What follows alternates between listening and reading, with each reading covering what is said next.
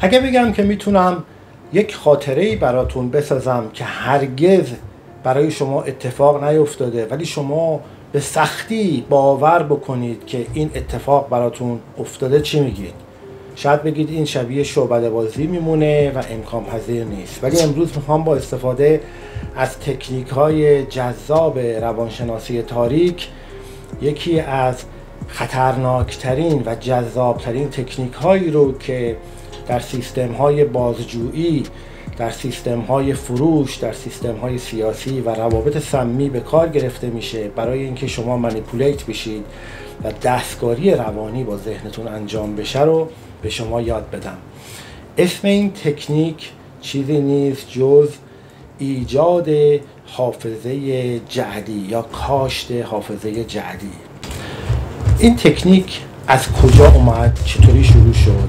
همه چی برمیگرده به دهه 90 میلادی و آزمایشات الیزابت لافتوس که در این آزمایشات ایشون اومد یک سری افراد رو آوردن و گفتن که شما در بچگی گم شده بودید در یک مرکز خریدی و توسط افرادی که شما رو پیدا کردن پیدا شدید و به خانواده‌تون بازگردونده شدید و ما میخوایم از شما که به یاد بیارید که این افراد چه شکلی بودن، چه جوری بودن.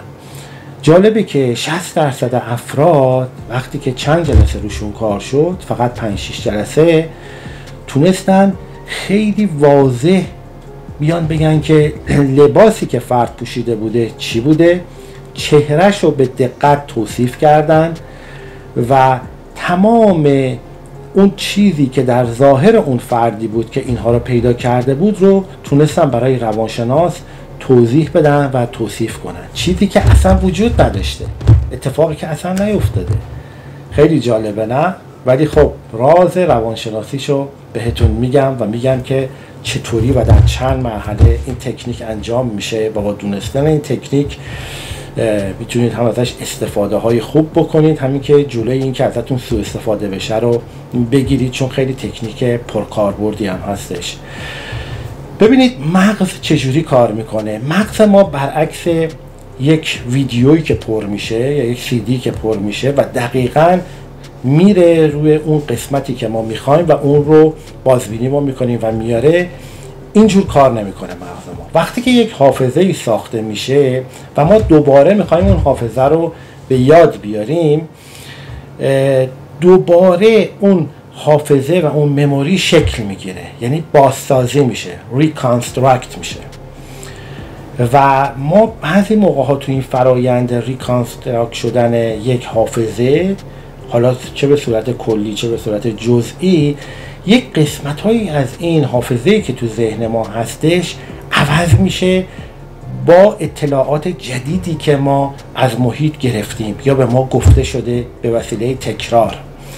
و به این ترتیب هست که اون قسمت هایی که ضعیف شده و نمیتونه مغز اونا رو به یاد ما بیاره پر میشه با اطلاعات جدید. برای همین هستش که وقتی که ما یک روایتی رو به ما میگن و ما بعداً میخوایم اونو برای کسی تعریف بکنیم، ممکنه این روایت اصلا به کلی تغییر کنه یا به صورت جزئی تغییر کنه و اصلا موضوع عوض بشه.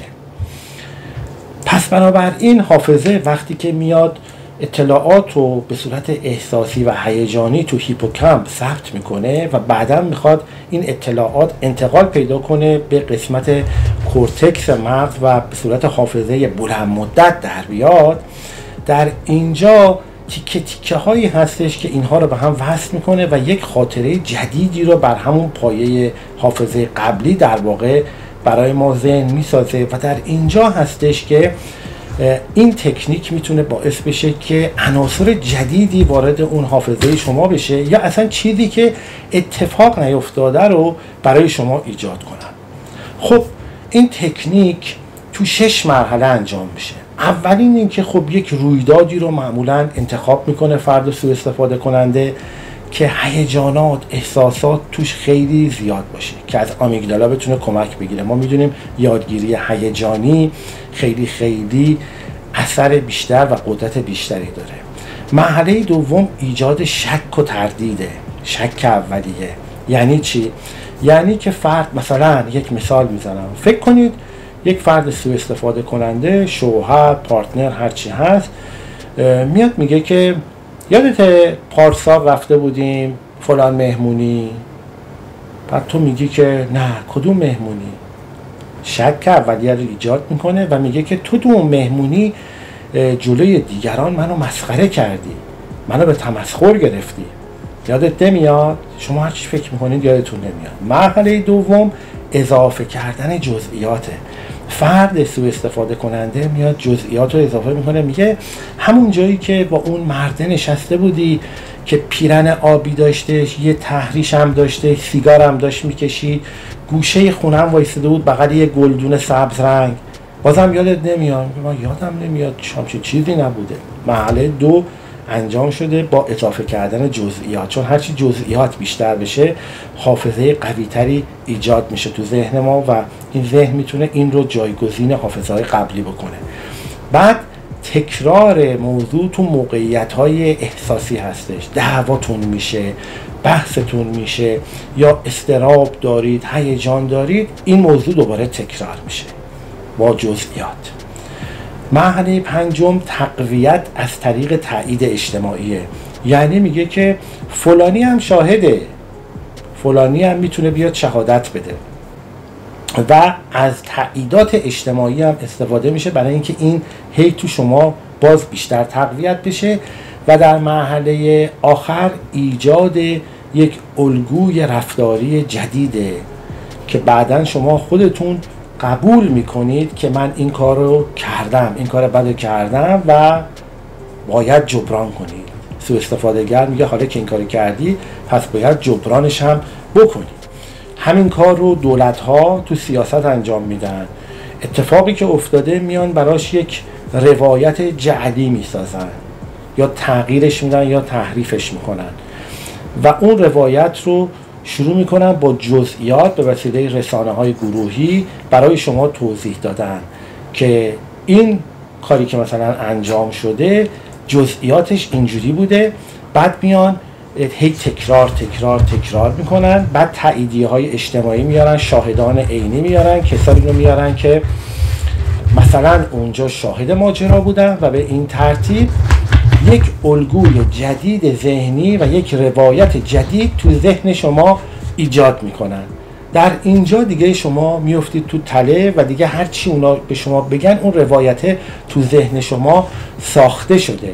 چرا ذهن این کارو میکنه و چرا مغز اینجوری کار میکنه؟ ببینید مغز ما عادت داره که یک چیز نیمه تمام رو تمام بکنه.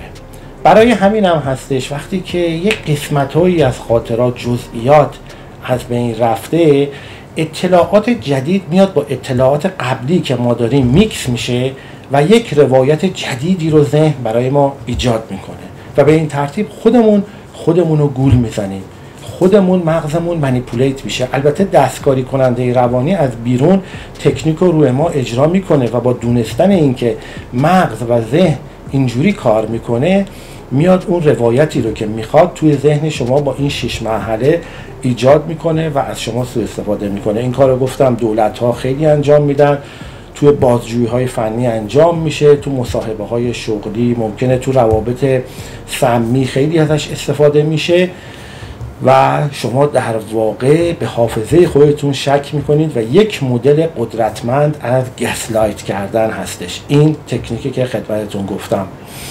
امیدوارم که از این ویدیو لذت برده باشید. لایک، کامنت یادتون نره تا من بتونم با انرژی بیشتر در این موارد که خیلی میتونه کمک بکنه و ما را از دام آدم‌های سوء استفاده کننده و وسوسه‌گر نجات بده بیشتر براتون ویدیو تولید بکنم. پس حتما کانال رو حمایت کنید تا من انرژی بیشتری داشته باشم براتون برنامه ایجاد کنم. تا برنامه آینده، فعلا خدا نگهدار.